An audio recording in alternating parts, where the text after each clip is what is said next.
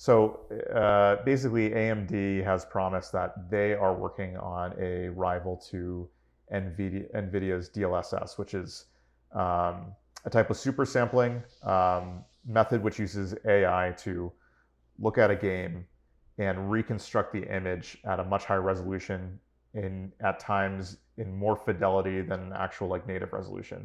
So NVIDIA's been able to prove out that you could render a game on the machine at like 1080p and produce a 4K image that's better than an actual native 4K image. So it's like really promising tech. It gives consoles and PCs a lot more headroom to do more things than focus on just pure rendering. So awesome things there. AMD's promised to show that off, and they finally made an announcement this week in which they said their version of DLSS called FidelityFX will be coming to Xbox Series. So X and S. Yeah. Yeah, X and S. So, well, there's a couple things here. One is, uh, does it mean it's coming to the PS5? It doesn't necessarily. It's so there are pieces of the hardware that Microsoft custom designs with AMD in the Xbox GPU that are not in the PS5 one. Presumably, that goes two ways. The same thing holds true for the Sony chip when compared to the Microsoft one. Now, other than core and clock speed differences, the architecture, underlying core architecture is the same.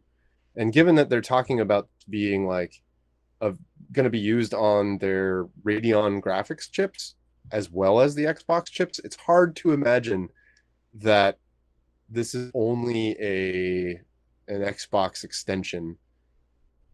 Okay, but I guess for the DLSS, the important thing to talk about here is like what this means for games, particularly like how this will improve the type of games we get. So, Eric, do you want to try to explain what this means for overhead?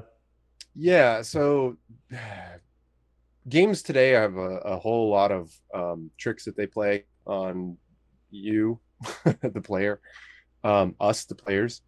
A lot of what we've been doing for several generations now has been, rendering at a lower resolution. That means that the actual space and memory for what's being drawn is a low resolution, much lower than what you're actually seeing on the screen. And for a while, PlayStation 3 in the PlayStation 3 generation and the Xbox 360 generation, those came with hardware upscalers. So you could render at 540p or whatever, and then have it the console would upscale that to 720p, and it would look pretty decent. More modern games use dynamic resolution scaling, so that like if the GPU gets overtaxed in order to hit the frame rate, they'll lower it. This, by the way, is really only helpful on GPU bound tasks, which means stuff that if your rendering gets really heavy, and you wouldn't be able to, the GPU itself gets stuck doing too much math, then it won't be able to hit the right frame rate. That's separate from the CPU, like physics and a bunch of other stuff, which a lot of it is on the GPU as well nowadays. All these other calculations are happening on the CPU, and those things can have their own separate problems. The nice thing about what this super scaling resolution stuff does is it lets the game just constantly run or draw at that lower resolution, taking less GPU overhead, and then producing a higher fidelity game or a screen that looks much, much better than the hardware upscaled version of the old hardware, which would kind of just do, it wasn't very smart. They would use fixed algorithms basically to like just look at it's like going into Photoshop and saying, make it bigger. You can always make it smaller and have detail, but if you try to make it bigger, you get weird looking stuff. And the guys at Digital Foundry have done a great job in highlighting and showing where that happens and the weird artifacts that you get when you have the scaling effects. What's kind of interesting though is even at least with NVIDIA's DLSS, Yeah. even more than the hardware upscaler that takes like say like a 480 and was upscaling to 720p, Yeah. or the dynamic resolutions, it's even if a system is able to output a pure 4K native resolution image, the DLSS at least does a better job at resolving graphic conflicts or in like sort of like artifacts and issues with what happens when you render at that rate, and resolves it better, producing oftentimes um, a more crisp image at 4K than the actual native resolution. Yeah. What do you think is doing that? Well, I think it's just because it can do things like a soft edge on, say, like a lower resolution texture, because you'll use sprites to define, like, hair, or you might use sprites to define some Yeah. sort of texture. Those things can get blurry if they were rendered at their, if they're using a 4K texture but they're only a portion of the 4K texture, stuff like that. And so you might have like a blurrier image, and basically the super sampling will look at that and be like, no, I know what that's supposed to be, a defined edge, and will actually create a more defined edge on it than it being natively rendered. I guess in the native rendering, I guess it would depend on the source uh scale. Like one of the things that I notice a lot of times with the hair rendering, actually we talked about this possibly a little bit last week with the Aloy in Horizon Forbidden West. Uh is that right? Forbidden West? Yes. Yes. Yes. The in that game, I think I mentioned one of the things that there was a scene or two where the hair, the way the lighting, the hair was a little bit like, oh, what's going on there? Because it does the um like the light calculations hit a certain area, and then if that area has aliasing from the texture, because the texture data is a lower resolution than it needs to be crisp Or the across light maps that even. hairline, Yeah. or exactly, or the light map itself is, in order to save GPU memory, is rendered at a lower resolution. And if you look at the texture and you were able to just see that, it would be very like step function, just steps, instead of a nice smooth fine grained detail. Those things can lead to like artifacts. If you've watched someone's shadow on the ground by a character's foot or something like that, and you see that, like, it's almost like a crawling grid pattern, that's the lower resolution shadows or light maps or whatever playing fun effects. And that's all done to keep performance up. If super resolution stuff, the super scaling, it sounds like it can just the lower res and bring it up, and when it does, it makes sure that those hairs that are supposed to be fine are still fine, and not all filled with that kind of checkerboard. Yeah. And I think the bottom Which is, line too is that it turns out to prove that using the super sampling tends to do as good of a job, if not better, and even if it was worse, not in any noticeable way.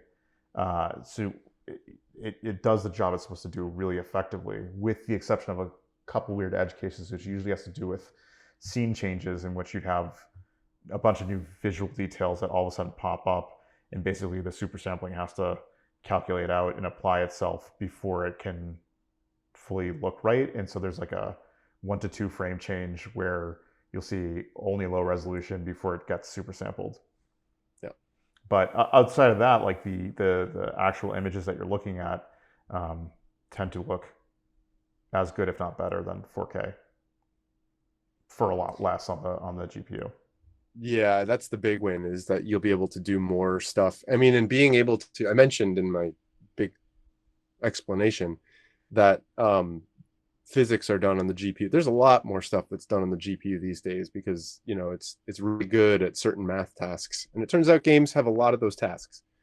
And so by offloading just the pure rendering more to the like tensor cores or whatever they're going to use for the AI aspect of this, it frees up more of the rendering chip to do other calculations, which could mean more, more actors in a scene, more interesting physics, all manner of things. Yeah, I mean, I think the real promise here is that this allows a game to be freed up to do a lot more of the next gen things than if it was focusing all that power on just trying to create like a 4K image, or a lower resolution image that they use as a compromise to be able to do more things. Now it's like they're not really even having to compromise much in order to get still a functionally 4K image, plus a lot of the neat next gen effects without eating into that overhead. So if it makes it to both consoles, I think it's going to be a real win-win for what we see next generation games as. And there's also I was thinking about this earlier. I think there's like a neat or potentially interesting thing that comes out of this too, which is if there are mid-gen refreshes where we get like a PlayStation 5 Pro or an Xbox Series X Pro, that they may introduce additional hardware that allows the super sampling to work even better. And so not only do the pros get like a like, okay, well it's spec for higher performance, but it also can do the DLSS more efficiently, and therefore get an even larger power gain over the over its non-pro version or not non-pro brethren. Side note, Mm-hmm. assuming that the upscaling, this is a big assumption because there may be other metadata associated with this to enable upscaling with the super sample stuff. But what if part of Microsoft's strategy with the building hardware TVs, and this is something we will probably talk more about next week, what if that is that they're going to put in just enough of a GPU in that chip to do that sort of upscaling so that they can basically take content rendered on an Xbox Series S in the server, output the don't run the upscaling stuff, just output the low res stuff, send that over the network because it's a lot smaller to send, and then do the upscaling before the player right when they're presenting it.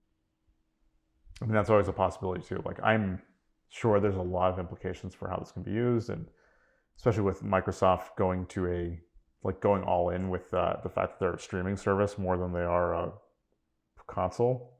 Yeah, means that this could open up a lot of open them up to more platforms and still produce a high quality 4K image, which is being suggested because they're opening themselves to TV manufacturers at this point, and being able to run Xbox on that would just mean like a portion of the hardware is allocated to upscaling and dealing with like the DLSS, which may be the